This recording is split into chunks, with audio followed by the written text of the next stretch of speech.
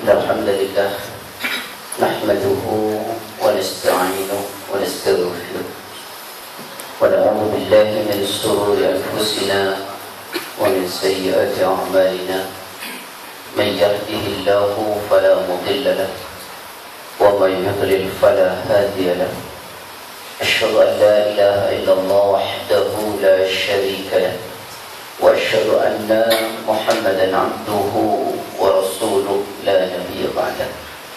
قال الله تعالى في القرآن الكريم واصدق القائلين أعوذ بالله السميع العليم من الشيطان الرجيم وأن هذا صراطي مستقيما فاتبعوه ولا تتبعوا السبل فتفرق بكم عن سبيله وبعد. إن أصدق الحديث كتاب الله وخير الهدي هدي محمد صلى الله عليه وسلم وشر الأمور محدثاتها وكل محدثة بدعة وكل بدعة ضلالة وكل ضلالة في النار كما قال. Alhamdulillah, puji syukur kepada Allah karena sungguh atas nikmat, izin serta karunia-Nya pada siang ini kita bisa bersama kembali untuk melanjutkan taklim kita. Salawat dan salam selalu tercurah pada Rasulullah SAW, pada keluarganya, sahabat-sahabatnya, pengikut-pengikutnya, dan tentu kita semua yang mengikutinya. Kata liman yang dimuliakan Allah, masih ingat materi 2 bulan yang lalu? Bukan bulan yang lalu, karena bulan yang lalu kita khusus bicara soal Muharram ini. Masih ingat ya? Ingat ya? Jadi terusan yang 2 bulan yang lalu tentang apa kemarin? Lupa ya. Catatan saya kita masih berbicara kecuali diselingi bulan yang lalu.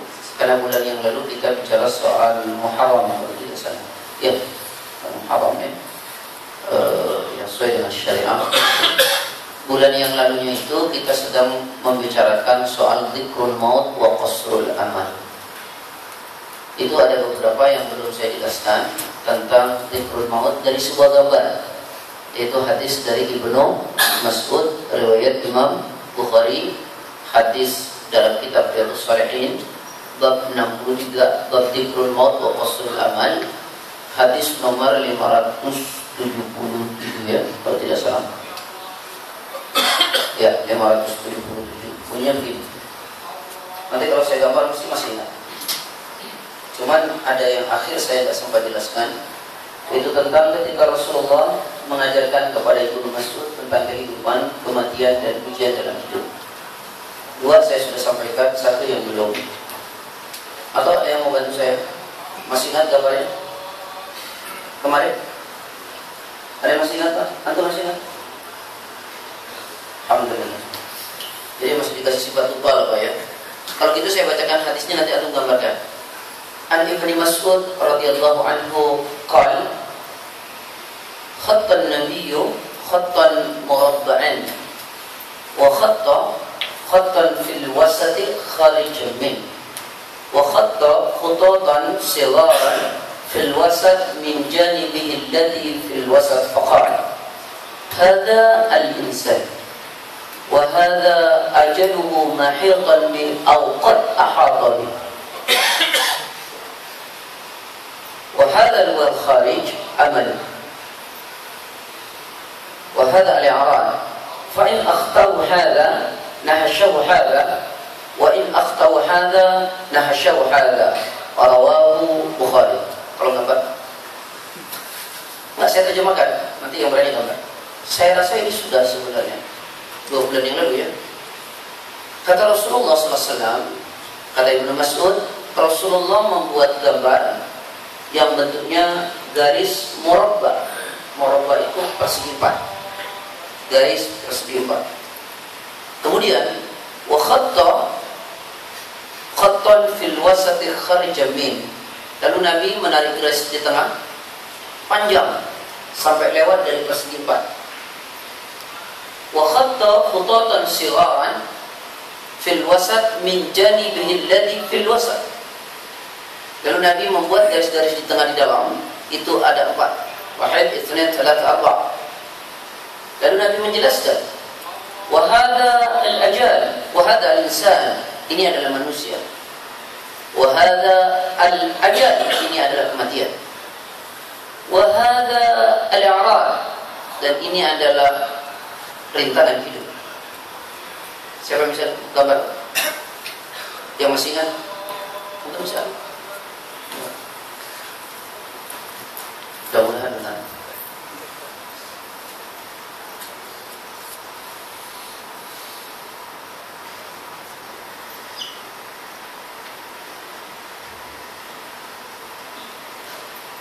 Alhamdulillah. Ini benar-benar masih ingat. Bapak kebayang nggak kalau kayak gini garisnya dari apa? Tadi aku menulisnya dari sana atau dari sini? Dari kanan. Tepat. Karena tulisan Arab dari kanan, tidak dari kiri.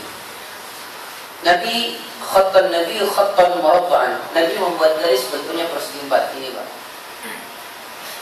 Wa khattan fil wasati kharijan min. Lalu Nabi menarik garis di tengah panjang sekali sampai lewat dari persegi 4. Wa khatta khutatan sigharan, dan Nabi membuat garis-garis kecil.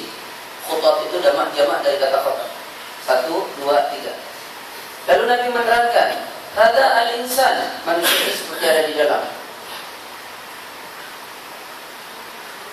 Garis persegi 4 ini kata Nabi al-ajal. Kemudian garis panjang ini kata Nabi al-aman. Garis-garis kecil ini yang 4 ini kata Nabi al-i'rad. Lalu Nabi menerangkan, fa in akhtaw hadza nahshaw hadza wa in akhtaw hadza nahshaw hadza. Pak, ini satu metodologi mengajar dengan metodologi sederhana tetapi maknanya sungguh sangat luar biasa. Sama dengan doa-doa yang diajarkan oleh Nabi melalui hadis dan dalam Quran, tidak ada doa yang jelimet, tidak ada doa yang panjang, doanya simpel, pendek tapi muatannya sangat luar biasa. Berbeda dengan doa yang dirangkai oleh manusia, oleh kita, ustaz, kiai, doanya panjang sekali, tapi isinya segini. Kalau Rasulullah, doanya segini, tapi isinya segini. Karena doa kita selalu diawali dengan puisi-puisi ya Pak ya. Bagaimana biar orang menangis begitu kan? Saya nggak ngerti. Padahal cara berdoa itu sudah diajarkan dengan benar oleh Rasulullah. Sama dengan zikir. Zikir yang diajarkan Nabi itu simpel-simpel, tidak ada yang jelimet. Dan cara melakukannya pun sangat sederhana. Ada sebuah hadis misalnya kata Rasulullah, Subhanallah tamla'ul mizan. Kalau engkau berzikir Subhanallah, Subhanallah, maka kalimat Subhanallah itu akan membuat timbangan kita di akhirat nanti menjadi berat kebaikannya. Subhanallah walhamdulillah tamla'ani ma baina as-samawati wal ard. Kalau engkau berzikir alhamdulillah dan subhanallah, itu kebaikan yang kau dapatkan seisi langit dan bumi, memenuhi ruangan langit dan bumi. Simpel sekali, asal dengan cara yang benar. Bagaimana cara yang benar kata Rasulullah dan firman Allah dalam Quran surat 7 ayat 205, wadhkur rabbaka fi nafsika tadarruan wa khifatan wa duna al-jahri min al-qawl bil ghudwi wal asal wa la takun min al-ghafilin. Sebut nama Tuhanmu di dalam hatimu dengan merendahkan diri dan rasa takut. Catat yang keempat, dan tidak mengeraskan suara. Dan tidak mengeraskan suara. Sama dengan berdoa juga begitu. Tidak usah mengeraskan suara. Dengan suara yang lembut. Quran surat 7 ayat 55. Kalau zikir 7 ayat 205. Tapi bukan itu yang saya jelaskan. Ini adalah al-ajal. Al-ajal kemarin sudah ya Pak ya? Masih ada. Kematian sudah saya jelaskan. Saya tidak akan ulang. Garis panjang ini adalah al-amal. Jadi gini loh Pak yang baru ikut. Manusia ini seperti berada dalam persegi 4. Dan persegi 4 ini kata Nabi adalah kematian. Artinya adalah bahwa manusia tidak pernah bisa lari kemanapun. Dia akan ditarik oleh kematiannya. Kemanapun dia lari, kematian itu pasti datang. Ini kata Nabi. Saya sudah jelaskan rinci kemarin. Nah garis panjang ini kata Nabi al-amal. Apa maknanya amal? Bukan perbuatan ya. Kalau perbuatan pakai ain, ini pakai a, alif. Alifnya artinya angan-angan. Kemudian suka salah sebut tuh, kotak amal itu salah. Itu artinya kotak angan-angan. Jadi yang benar kotak angan. Nah, ini angan-angan. Kenapa dia panjang sampai ke sini? Lewat dari persegi 4. Kata Nabi, kematian sudah datang, angan-angan belum tercapai. Makanya jangan panjang angan-angan. Beda dengan cita-cita. Cita-cita itu dibarengi dengan perbuatan. Kalau angan-angan ya tahayyul, tidak. Nah, yang belum saya jelaskan kemarin adalah ini. Garis yang 4 ini adalah al-i'rad. Apa al-i'rad itu? Rintangan hidup, ujian. Kenapa ada 4? Kata Nabi, wa in akhtawa hadza nahasha wa hadza, wa in akhtawa hadza nahasha wa hadza. Kalau engkau lepas dari satu rintangan ini, maka engkau ketemu yang ini. Engkau lepas dari yang ini, engkau ketemu ini. Engkau lepas dari ini, pasti engkau ketemu ini. Jadi artinya adalah bahwa rintangan hidup itu pasti ada. Sekarang saya tanya, sebelum saya masuk dalam kitab ini, Pak, tolong jawab. Pernah diuji atau tidak? Pernah diuji atau tidak oleh Allah? Tolong jawab, pernah atau tidak? Oke, pertanyaan saya sama Bapak. Bapak kan pernah diuji kan? Banyak atau sedikit? Banyak atau sedikit? Banyak ya Pak ya? Tolong buka Al-Baqarah ayat 155 sampai 157. Saya baca. وَلَنَبْلُوَنَّكُمْ بِشَيْءٍ مِنَ الْخَوْفِ وَالْجُوعِ وَنَقْصٍ مِنَ الْأَمْوَالِ وَالْأَنْفُسِ وَالثَّمَرَاتِ وَبَشِّرِ الصَّابِرِينَ. Tolong baca. Artinya. Dan sungguh akan kami berikan cobaan padamu dengan sedikit ketakutan, kelaparan, kekurangan harta, jiwa dan buah-buahan. Dan berikanlah berita gembira pada orang-orang yang sabar. Tolong perhatikan. وَلَنَبْلُوَنَّكُمْ بِشَيْءٍ, dan pasti kami akan uji manusia dengan sesuatu. Bimana qalil, itu dengan sedikit. Pak, ujian itu sedikit ya Pak ya. Yang banyak itu nikmat. Cuma kenapa kita seringkali merasa banyak? Karena kalau Bapak dikasih nikmat suka lupa. Kalau dikasih ujian ingat terus. Maka kenapa ujian terasa lebih banyak daripada nikmat? Ini bukan kata saya, kata Al-Quran. Coba antum buka pada surat 17 ayat 83. Allah berfirman, "Wa idza an'amna 'alal insani a'rada wa na'a bi janibi, wa idza massahu asy-syarru kana ya'usa." Sudah ya. Dan apabila kami berikan kesenangan kepada manusia,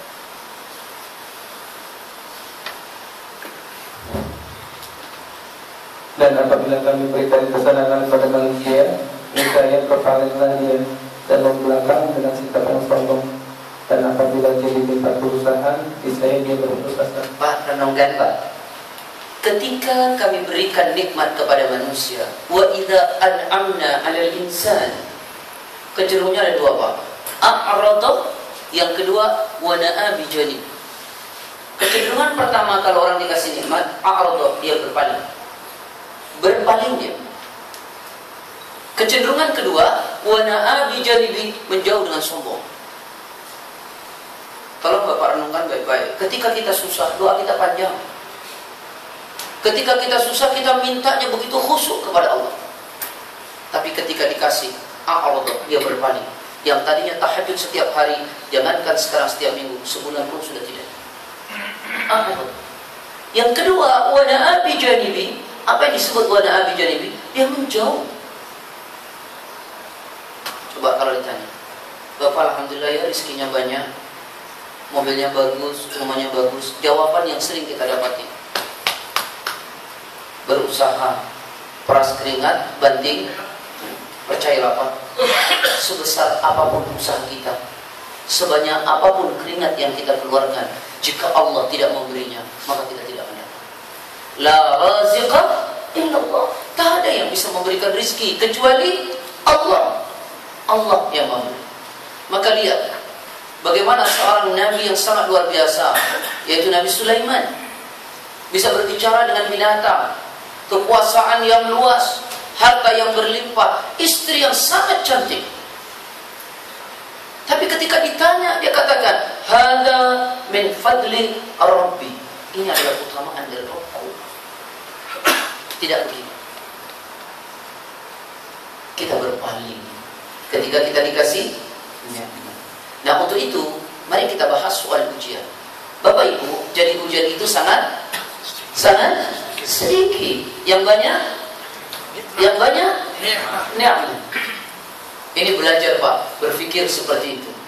Maka Bapak nanti cek dalam kitab Riyadhus Shalihin, hadis dari Suhaib bin Sinan Al-Khudri.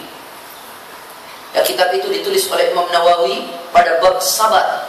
Dikatakan begini: Ajaban li amril mu'min, inna amrahu kullahu khair, wa laysa dhalika li ahadin illa lil mu'minin. In asabathu sarra syakara fakana khairan lah, wa in asabathu dharra sabara fakana khairan lah. Rawahu Muslim. Kata Rasulullah SAW, unik urusan orang mukmin. Urusan orang mukmin itu unik. Sungguh unik urusan orang mukmin itu.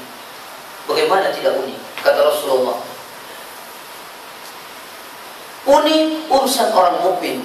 Kenapa? Karena setiap urusannya selalu saja dianggap baik. Setiap urusannya selalu saja dianggap baik. Walaysa dzalika li ahadin illa lil mu'min. Yang demikian itu tidak pernah dimiliki oleh siapapun kecuali orang beriman saja. Hanya orang beriman yang punya sifat keunikan itu. Apa keunikannya? Kata Rasulullah, in asabat musarra syakar. Kalau dia menerima nikmat, dia bersyukur kepada Allah. In asabat dharra sabara. Kalau dia menerima sesuatu yang tidak enak, dia sabar. Fakana khairan lah. Yang demikian itu baik. Bagaimana tidak unik? Selalu menganggap setiap urusannya baik. Tidak ada yang tidak baik. Inilah muslim. Inilah orang mukmin. Mari kita stressing kepada ujian. Pak, termasuk Bapak ngaji ngantuk, ini adalah ujian. Halo. Ya Pak ini, tolong catat. Pak, kita sering bilang, Ustaz, bukankah saya muslim? Saya sudah mengaji, saya sudah salat, saya sudah puasa. Apakah saya juga masih diuji? Seolah-olah kalau kita sudah melakukan itu, semuanya menjadi selesai. Pak, renungkan. Di dalam surat Al-Ankabut, surat 29 ayat kedua. Ahasiban nas ayyutraku ayyaqulu amanna wa hum la yuftanun. Walaqad fatanna alladhina min qablihim. Sudah ketemu? Tolong baca. Tolong renungkan baik-baik, Pak. Apakah manusia itu mengira bahwa mereka dibiarkan saja mengatakan kami tidak beriman dan mereka tidak jujur lagi? Sebentar.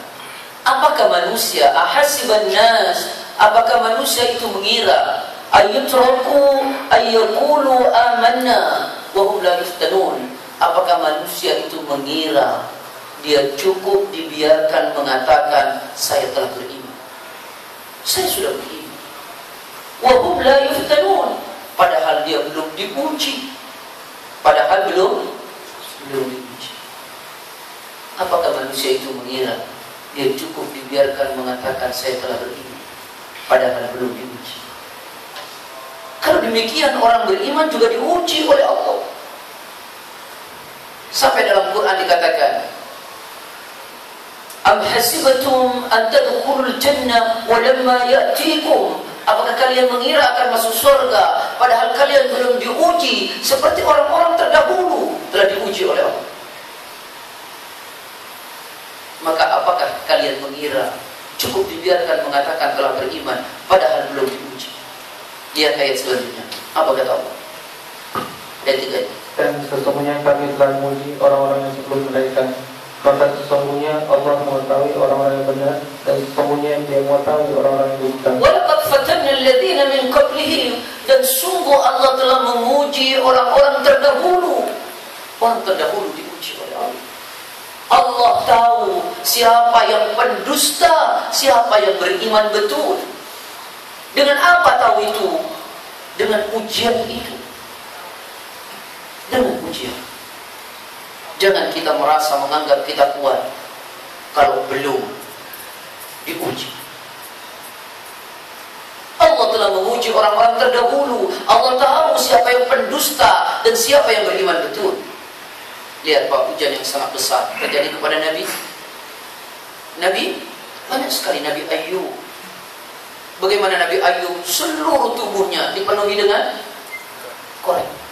Bahkan dalam suatu kisah Nabi Ayub ketika beliau beribadah, itu ulat-ulat yang ada di korengnya beliau letakkan.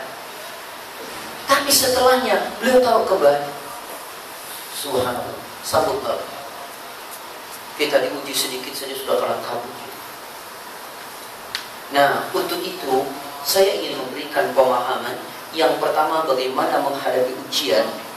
Nanti yang kedua, kalau tidak selesai, apa hikmah daripada ujian itu.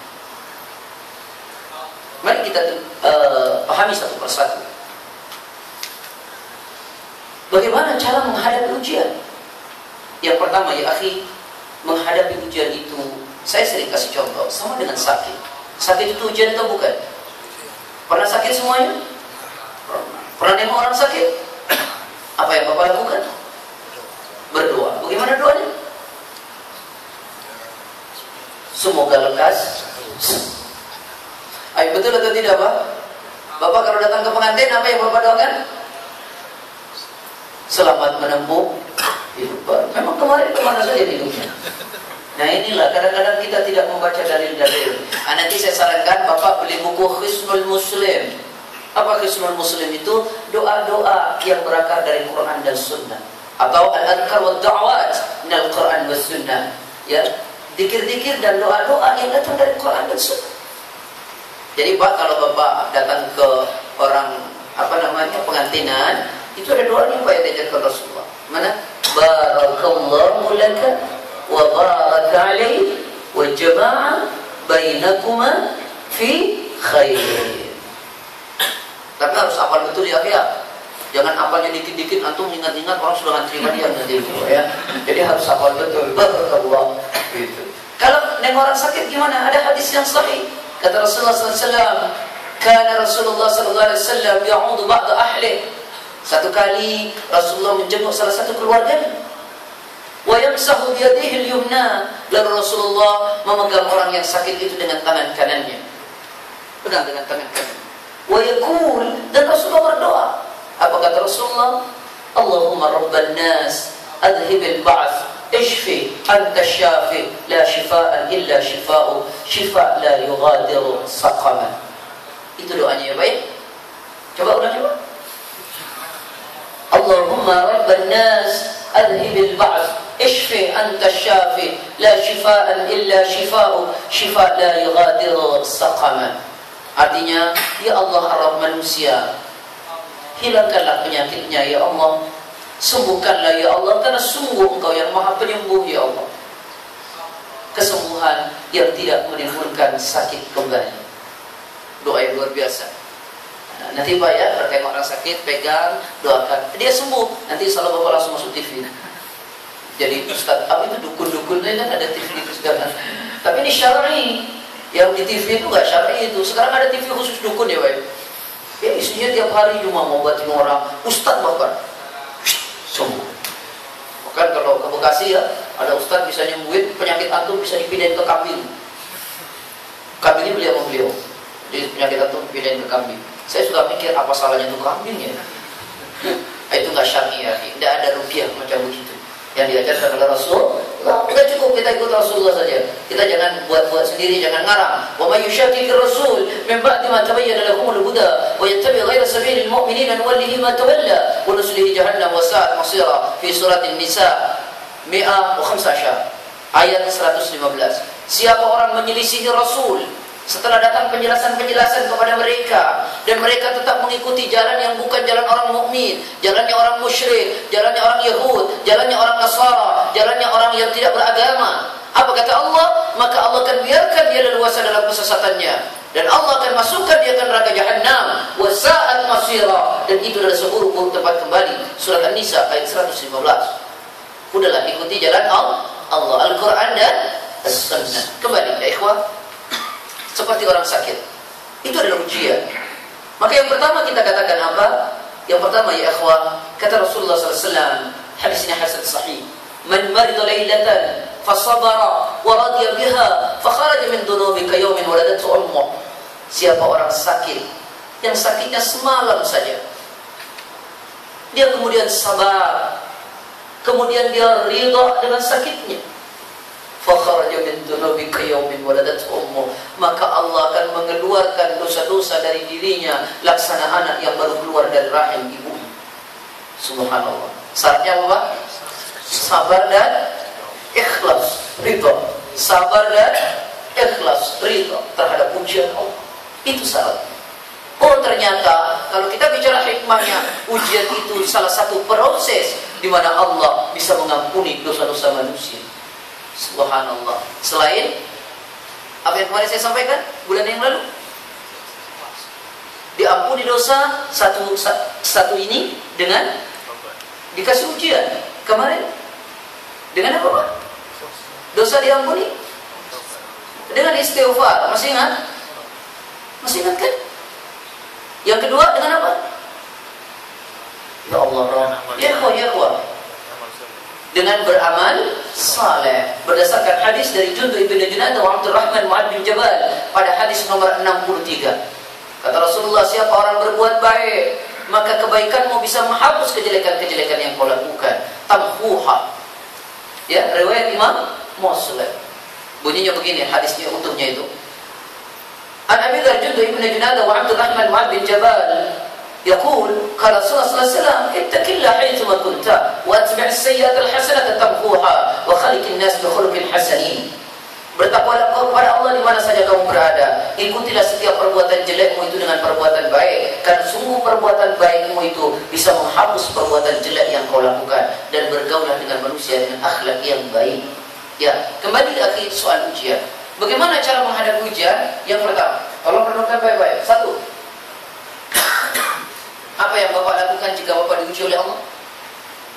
Awal ya akhi, sabar. Saya tidak ingin memulainya dari sabar, tetapi yakinkan bahwa ujian itu merupakan ketentuan Allah. Bahwa ujian itu adalah takdir Allah, ketentuan Allah. Dari mana dalil itu? Bapak bisa cek dalam surat Al-Hadid. Surat Al-Hadid ayat 22-23 kalau tidak salah, bunyinya begini.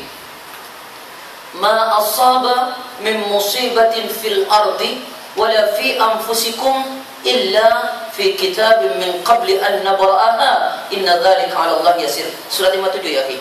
Inna dzalika 'ala Allah yasir likai la ta'sau 'ala ma fatakum wa la tafrahu bima atakum wallahu la yuhibbu kulla mukhtalin fakhur. Surat Al-Mulk. Saya terjemahkan. Kata Allah, tidak ada satu musibah, satu ujian yang terjadi di bumi ini. Juga tidak ada satu musibah yang menimpa diri kalian, kata Allah. Illa fi kitabin min qabli an nabraha, kecuali semuanya sudah tertulis dalam kitab Allah sebelum diwujudkannya. Ayat 22-23. Inna dzalika 'ala Allah yasir, yang demikian itu mudah. Jadi kalau begitu, ujian itu apa? Takdir Allah. Walaupun ini mu'allaq. Ya. Tak ada satu musibah yang menimpa di bumi ini dan menimpa dirimu kecuali seluruhnya sudah tercatat dalam kitab Allah di Lauhil Mahfuz. Inna dzalika 'ala Allah yasir, yang demikian itu mudah, kata Allah. Kenapa? Likai la ta'sau 'ala ma fatakum, agar kalian tidak terlalu bersedih dengan apa yang luput dari kalian, wa la tafrahu bima atakum, dan kalian tidak terlalu senang dengan kenikmatan yang kalian raih. Sungguh Allah tidak menyukai orang-orang yang melampaui batas, menyombongkan dirinya, melampaui batas dalam kesenangan dan melampaui batas dalam kesedihan. Jadi ujian itu takdir. Jelas atau tidak Pak? Ini dulu yang pertama. Yakinkan bahwa ujian itu merupakan ketentuan Allah. Ini yakinkan. Sehingga akidah kita nanti tidak rusak. Tidak rusak. Ujian merupakan ketentuan Allah. Yang kedua apa tadi Pak? sabar. Pak, sabar ini berat atau tidak? Berat atau tidak? Paling gampang kalau diucapin, tapi dikerjain susah. Makanya ulama mengatakan begini, as-sabru kas-sabri murrun fi madaqati, walakin ahla awaqibuhu min al-hasad. Sabar itu rasanya pahit sekali, bahkan dia lebih pahit dari buah yang ada di dunia yang paling pahit. Walakin awaqibuhu, akan tetapi akibatnya nanti lebih manis daripada buah yang paling manis sekalipun, bahkan dari madu. Itu hasil daripada kesabaran. Maka kenapa Allah seringkali mengatakan minta tolong kepada Allah itu dengan sabar dan salat. Quran Al-Baqarah ayat 45. Ista'inu bis-sabri was-salat wa innaha lakabiratun illa 'alal khashi'in. Kata Allah, minta tolong kepada Allah dengan sabar dan salat. Itu berat, kecuali bagi orang-orang yang khusyuk. Itu keuntungannya.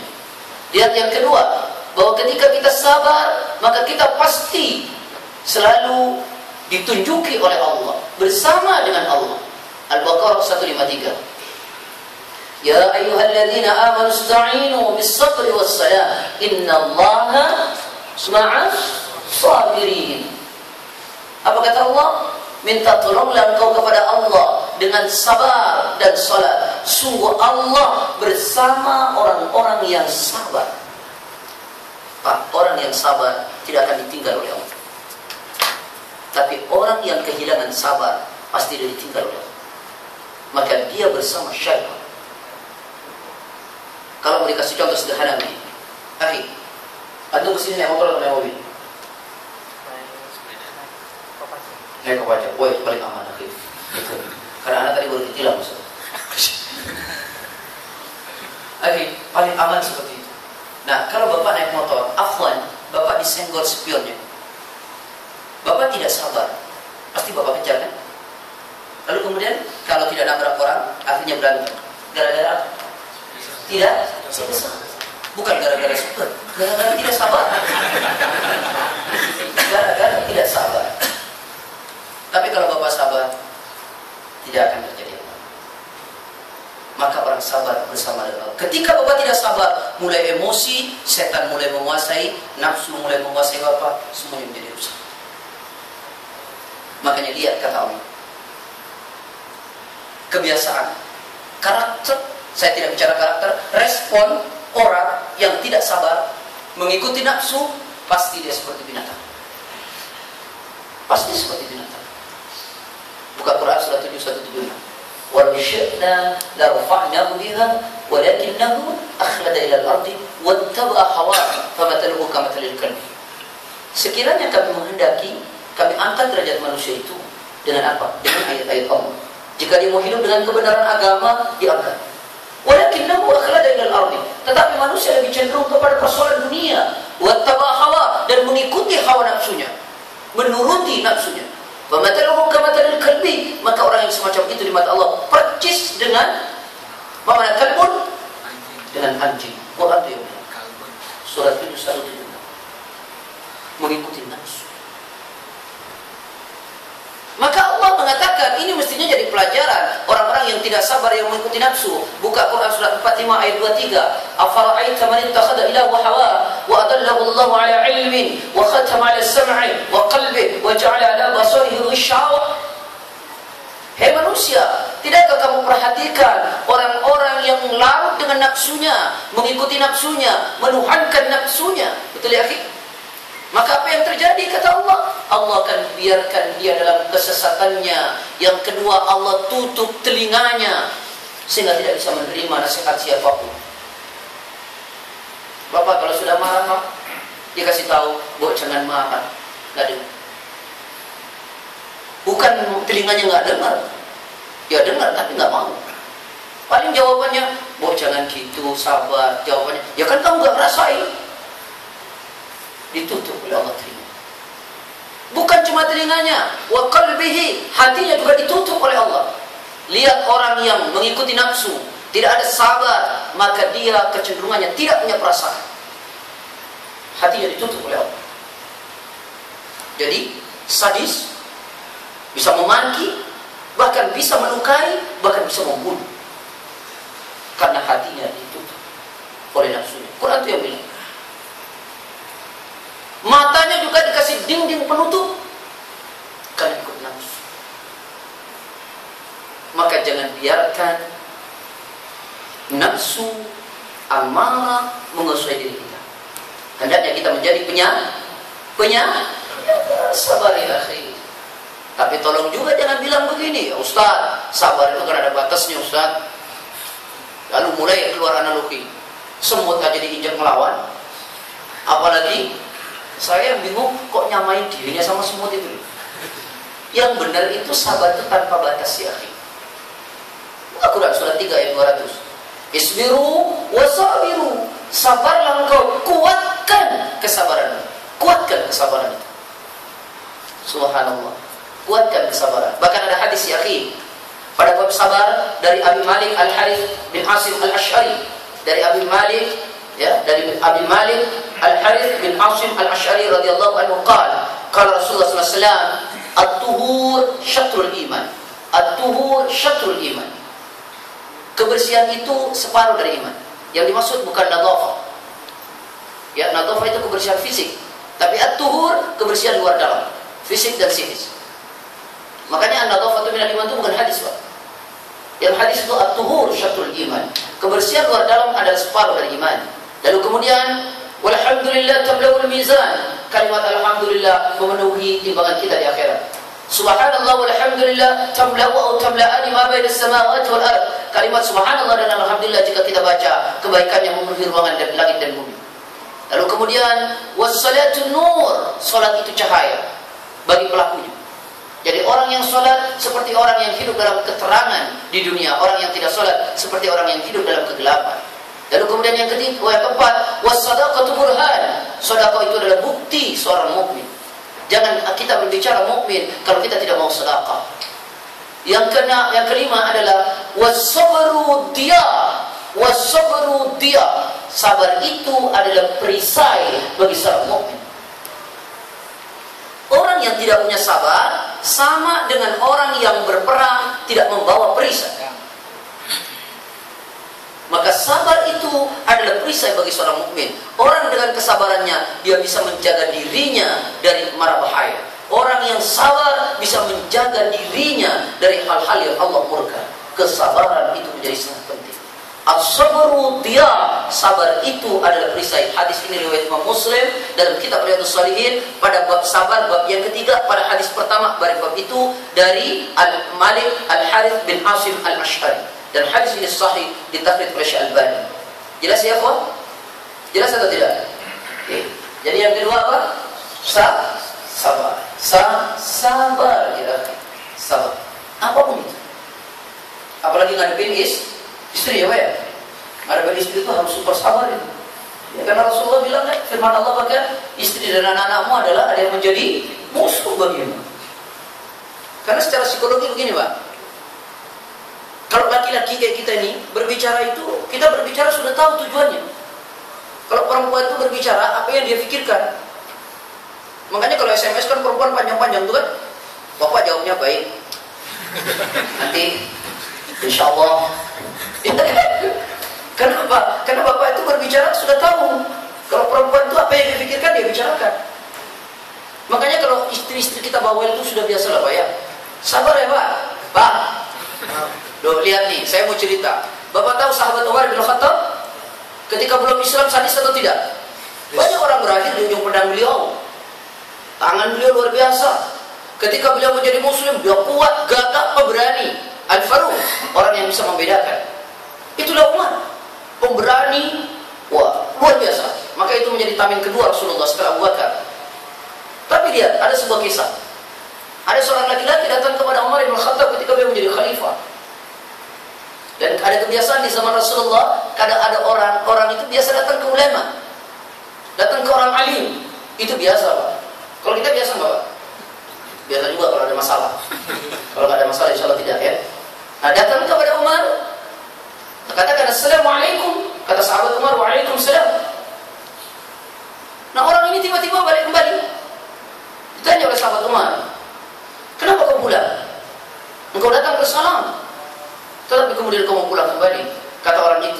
wahai sahabat Umar, wahai khalifah, sungguh aku ingin mengadu tentang rumah tanggaku. Istriku bawel sekali. Aku ingin minta problem solving kepadamu, tapi aku kaget ketika aku datang kau sedang dibaweli oleh istrimu. Jadi ketika beliau datang itu ternyata sahabat Umar sedang dibaweli oleh istrinya. Makanya dia balik lagi, gimana ternyata sahabat Umar juga dibawelin gitu. Dan yang unik ya akhi, ternyata sahabat Umar itu diam, tidak melawan, diam, tidak berbicara. Padahal beliau sungguh berani. Lalu kemudian ketika ditanya oleh sahabat itu, kau bawel dan kau diam, kenapa kau diam? Sahabat Umar mengatakan, bagaimana saya mau marah terhadap istri saya? Sungguh dia yang telah mencuci pakaian saya, dia yang telah menyiapkan makan saya, dia yang telah membesarkan dan mendidik anak saya, dia menyusui anak saya, dan karenanya saya tidak berbuat dosa di luar. Walaisa dzalika wajibun laha. Sungguh yang demikian semua itu bukan kewajibannya. Lalu bagaimana kita mau marah? Pak, bisa Pak? Bisa kalau baik-baik, insyaallah nanti bisa ya. Akan ada sebuah riwayat walaupun ini tingkat validitasnya tidak kuat, ya ini tidak pada tingkat sahih, tapi ini sudah dijadikan pelajaran. Wallahu a'lam.